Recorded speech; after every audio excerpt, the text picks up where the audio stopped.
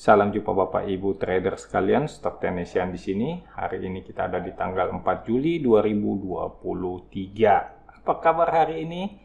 Hari ini IHSG merah ya, seperti yang sudah kita bahas sebelumnya. IHSG masih bergerak sideways.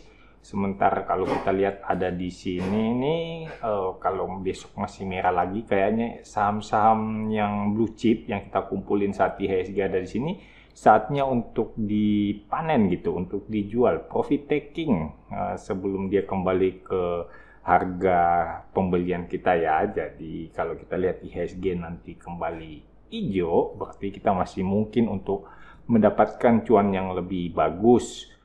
Seperti biasa atau mengingatkan lagi, target saya resisten berikutnya itu ada di garis kuning ini, trendline kuning. Ini merupakan resisten yang kayaknya masih akan menghalangi pergerakan IHSG.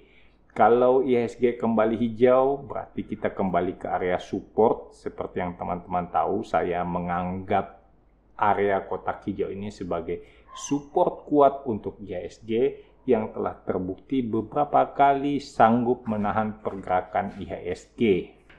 Dengan demikian, mengingat IHSG kita sedang sideways ya, maka kita, atau tepatnya saya sih, itu lebih banyak untuk berdiam diri, wait and see, melihat-lihat dulu. IHSG ini masih membingungkan, jangan sampai terjebak nyangkut karena dalam fase sideways seperti ini. Pergerakan saham itu menjadi mudah bolak-balik, kadang hijau kemudian langsung berbalik merah lagi, sehingga itu memang agak-agak kurang menguntungkan. Kawan-kawan yang baru ketemu channel Stock Technician, selamat datang, selamat bergabung. Channel Stock Technician adalah channel yang membahas mengenai analisa teknikal untuk saham-saham di Bursa Efek Indonesia.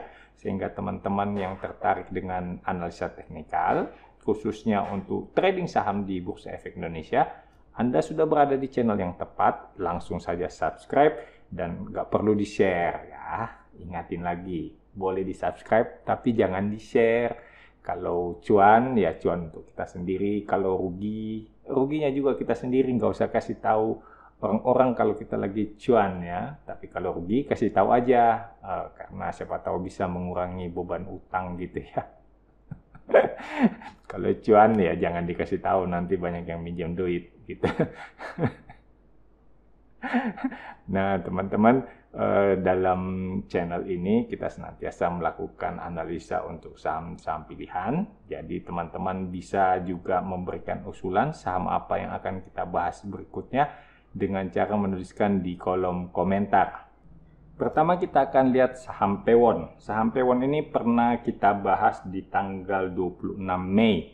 Jadi 26 Mei itu ada di sekitar sini ya. Kalau sekarang udah cukup jauh naiknya. Udah sempat ada di atas resisten kotak merah, tapi kemudian turun lagi ya, retracement seperti biasa.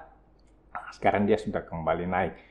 Kotak kuning di sekitar 500 ini menjadi resisten saat ini. Jadi ini adalah resisten psikologis ya, di mana harga akan berpindah fraksi dari fraksi 2 menjadi fraksi 5. Selalu ada resisten ataupun support di area 500. Sehingga teman-teman perlu memperhatikan area ini. Saat ini kita lihat volumenya juga cukup ya, makin lama makin besar. Jadi saya masih optimistis Pewon akan sanggup untuk berada di atas 500 dan menuju ke area kotak merah di sekitar 515. Support Pewon saat ini ada di area kotak hijau, ada di sekitar 480-an.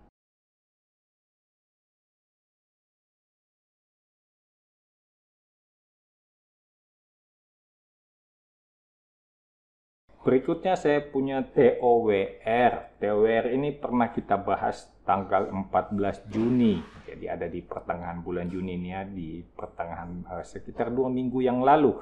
Jadi ada di sini, kemudian TOWR sudah bergerak naik. Teman-teman bisa melihat di MACD sekarang udah golden cross, artinya udah terkonfirmasi uptrend. Dan TOWR ada di atas area kotak kuning. Ini adalah jadi support ya, ini dengan support pada saat ditembus, kelihatannya waktu kotak kuning ini bekerja sebagai resisten, pada saat penembusan volumenya juga lumayan, ada di atas rata-rata. Jadi kalau melihat seperti ini, kemungkinan besar TOR masih akan turun untuk support test di area kotak kuning di sekitar 1050 atau 1060 gitu ya.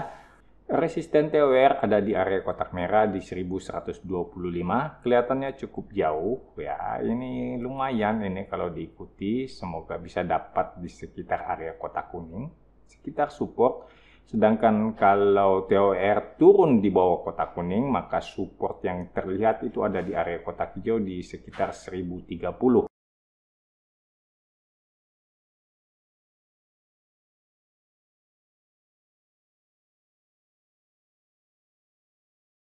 Berikutnya adalah saham Elsa. Elsa ini pernah kita bahas juga di tanggal 23 Mei, jadi ada di sekitar mana ya?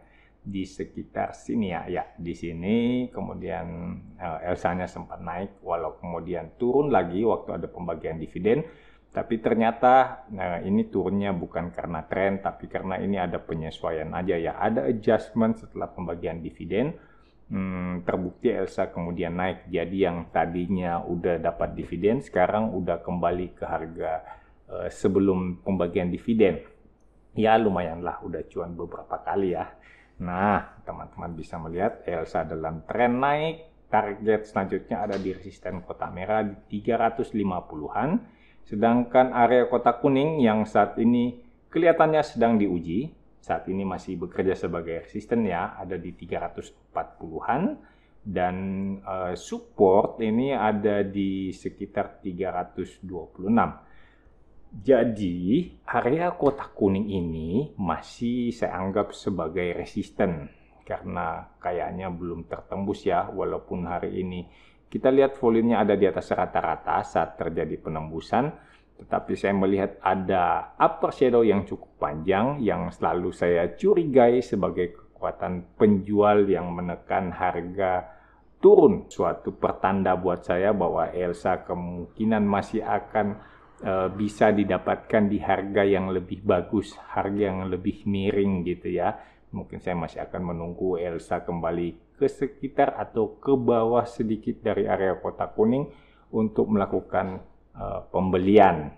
Kemudian mengikuti apakah Elsa kemudian akan naik dan memberikan cuan.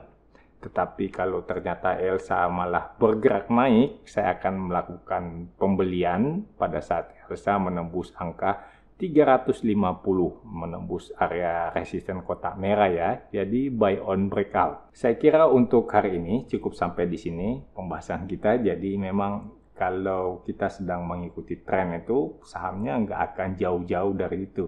Watchlist kita dipenuhi dengan saham-saham yang sedang uptrend, sehingga kalau kita bahas sahamnya paling di sekitar itu aja, muter-muter di situ aja, karena saham yang sedang uptrend biasanya itu trennya berlangsung cukup lama sehingga kita bisa mengikuti tektok dengan peluang cuan yang lebih besar. Saya kira sampai di sini. Salam cuan untuk kita semua.